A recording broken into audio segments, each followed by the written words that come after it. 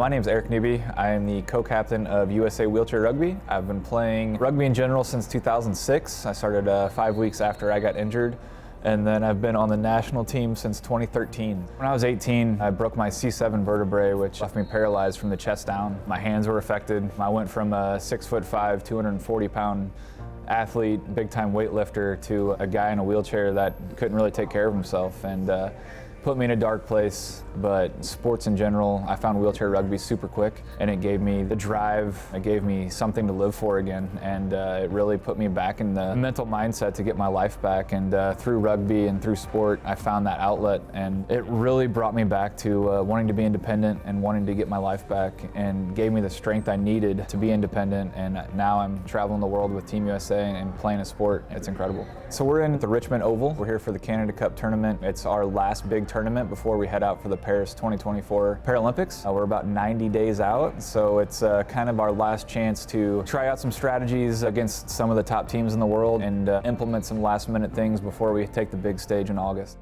So I've had quite a few concussions. It's a full contact sport, so a lot of contact, a lot of falling right on your face, not seeing hits coming, you get blindsided. And concussions in the past, I started to stack up, and it was getting a little scary. I had a really bad one in Rio in 2016, and for the next couple of years, I couldn't sleep at night, I couldn't do anything. I was waking up every couple hours drenched in sweat, and just put me in a really bad mental space, really dark, and didn't really know what to do about it. Couldn't find anything to help. Kind of just felt lost. Took a couple years off to kind of recover from it. I was doing some research and I saw it, but I didn't really think anything of it. And our team sports psychologist came to me and said, "Hey, they want to partner with you guys.